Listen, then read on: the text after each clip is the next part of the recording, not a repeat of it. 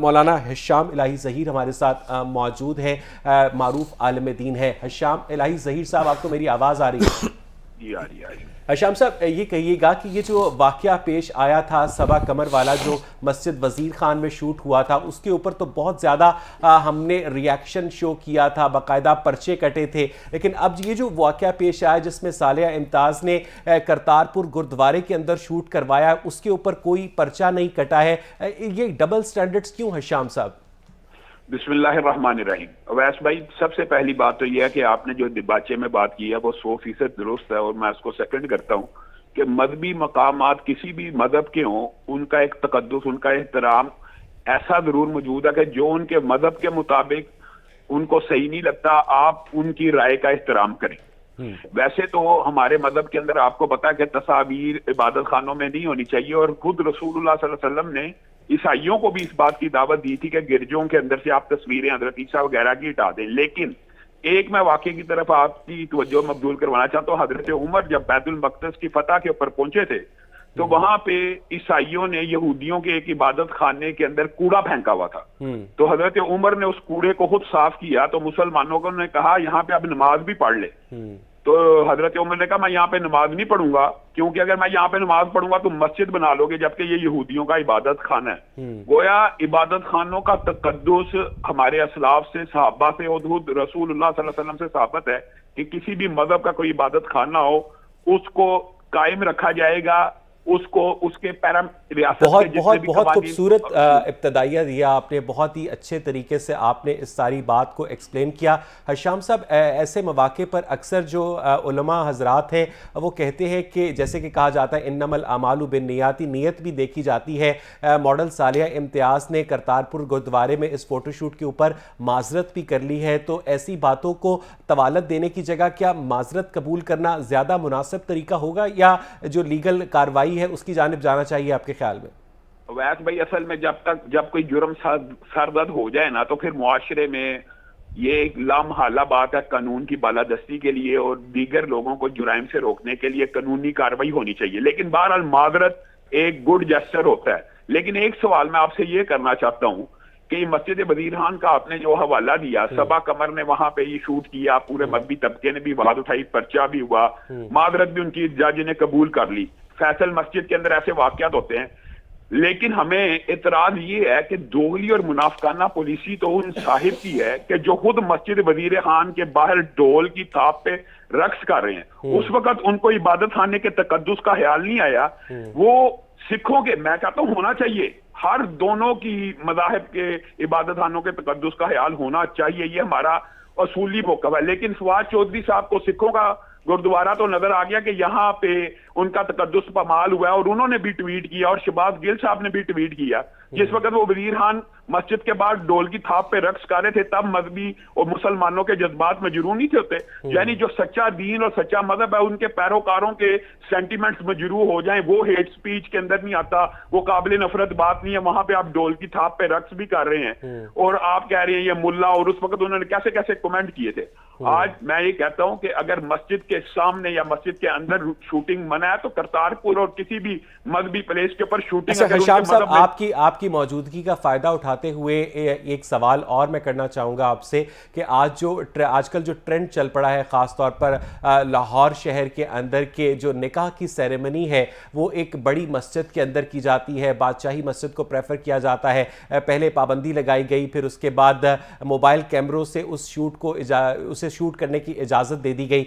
इसके ऊपर कमेंट कीजिएगा कि जो जोड़े अपनी ज़िंदगी का आगाज़ मस्जिद जैसी मुक़द्दस जगह से करना चाहते हैं, क्या उन्हें इसकी इजाज़त होनी चाहिए? हिशाम साहब, वैस भाई, बुनियादी तौर पर तो मस्जिद का एक कम्युनिटी सेंटर इस्लाम में है। इस्लाम में प्रेसिडेंसी भी मस्जिद है, इस्लाम में सुप्रीम कोर्ट पूरा कम्युनिटी सेंटर है। बिल्कुल ठीक कह रहे हैं, पूरा। लेकिन यहाँ पे हमने एक चीज को मद्देनजर रखा है कि शरीयत का भी एक असूल है, सेग्रीगेशन ऑफ जेंडर।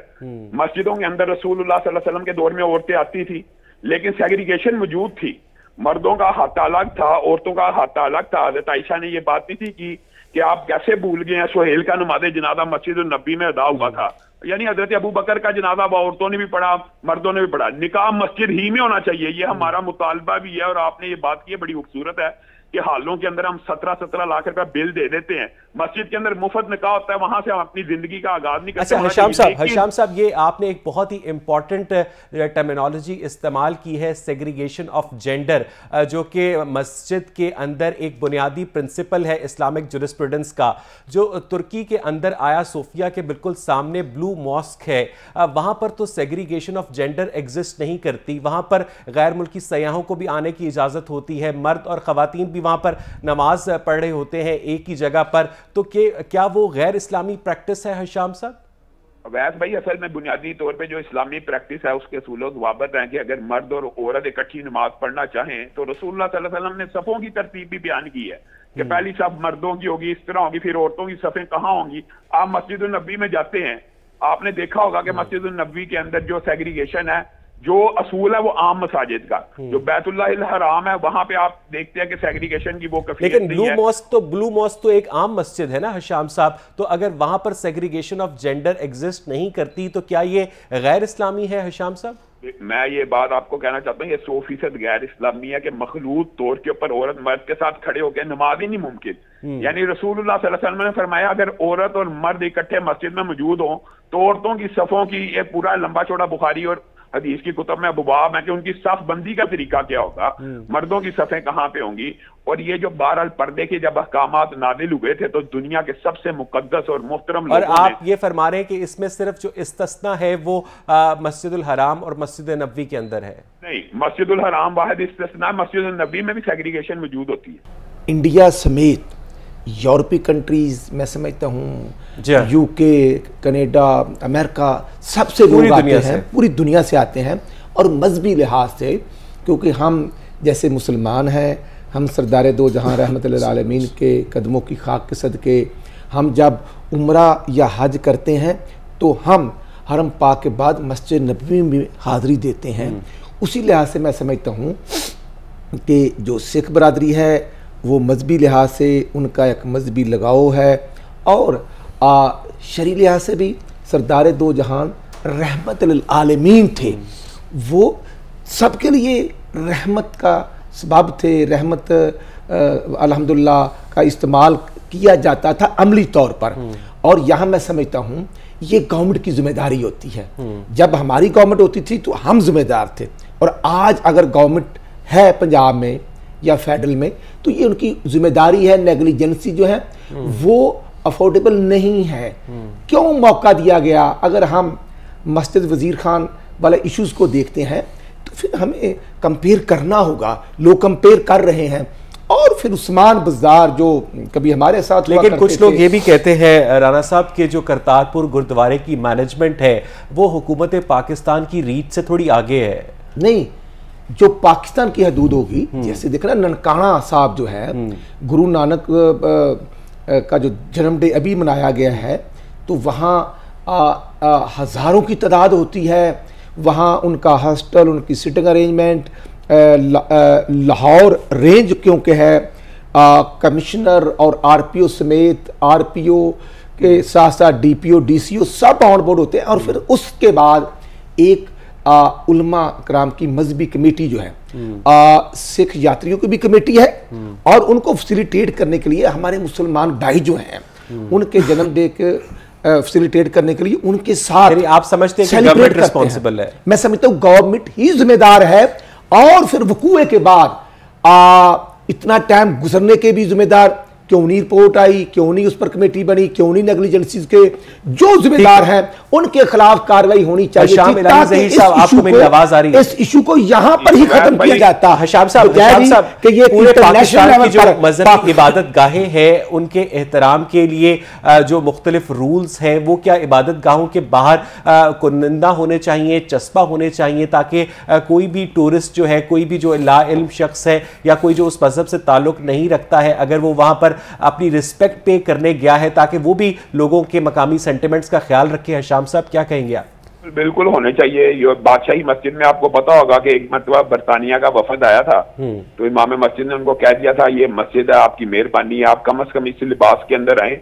तो ये इस्लामी हदूदों की, अगर मुसलमान अपनी इबादत खाने में दाखिले के वक्त ये चाहते हैं कि गैर मुस्लिम उन हदूदों की यूद का ख्याल रखे, तो गैर मुस्लिमों के जो हदूदों की यूद है उनका ख्याल रखना चाहिए। लेकिन एक बात करके वैसे भाई मैं अपनी बात खत्म करूंगा, अगर ये भट्टी साहब बैठे हुए हैं, आप बैठे हुए हैं, अगर तो वो सालिहा के खिलाफ कार्रवाई कानूनी हो रही है अहाते में फोटो शूट करने की, तो फिर इनको मुनाफकत छोड़ के फवाद चौधरी के खिलाफ भी कार्रवाई करनी चाहिए, जब वो ढोल की थाप पे रक्स और भंगड़ा डाल रहा मस्जिद वजीर खान के बाहर।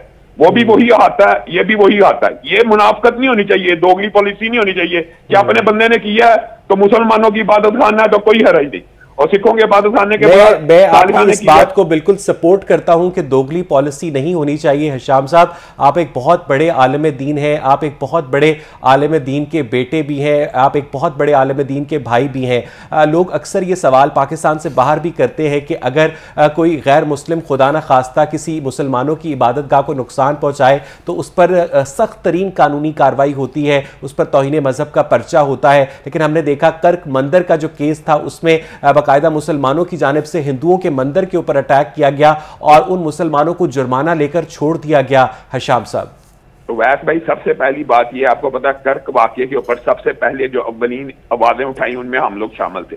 हमने इस बात की कोई बरमला कहा था कि शरीयत में किसी भी इबादत खाना जो बन चुका हो किसी रियासत की टेरिटरी के अंदर उसके हुकूक मुतय्यन हो, बिल्कुल ठीक बात है, बिल्कुल ठीक बात है। असल बात हुई है कि कर्क वाकये के अंदर वो जो मुतवल्ली हैं मंदिर वगैरह के, उनकी आपस में सेटिंग हो गई है। ये तो रियासत को चाहिए कि वो उनको करार वाकई सजा दे। हम कतन मंदिर को इस तरह नुकसान पहुंचा, किसी भी इबादत खाने को नुकसान पहुंचाने। अच्छा हिशाम साहब, सिर्फ 2 मिनट मजीद दीजिएगा। आपने एक बहुत अहम नुक्ता उठाया है, ये जो मस्जिद वजीर खान के अहाते में अगर कोई मुसलमान अवैस रक्स करता है तो हिशाम साहब मुतालबा कर रहे हैं कि उसके खिलाफ भी कार्रवाई होनी चाहिए। अगर सालिया के खिलाफ कार्रवाई हो सकती, क्या कहेंगे आप?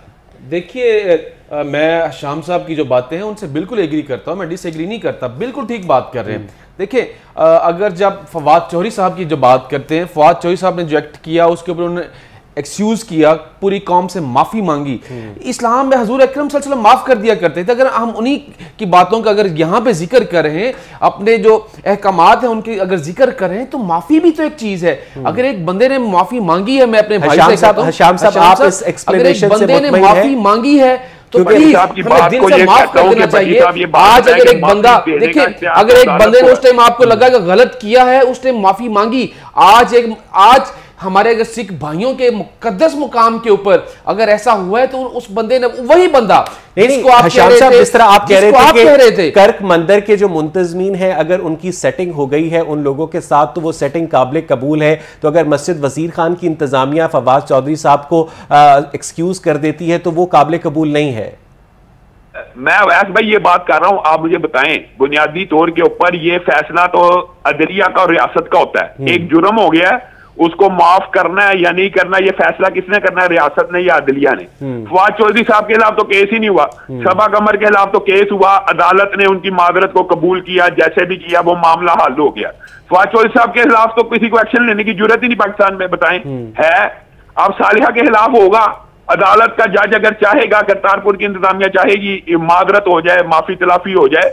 हम भट्टी साहब की बात को मैं भी करता हूं, रसूलुल्लाह सल्लल्लाहु अलैहि वसल्लम ने माफ की है, लेकिन वो इख्तियार ये नहीं है कि इंसान खुद ही सोच ले मैंने माफी मांग लिया तो मैं माफ हो चुका हूं। ये अदलिया का या जज का काम है, उसने माफी कबूल करनी है या नहीं।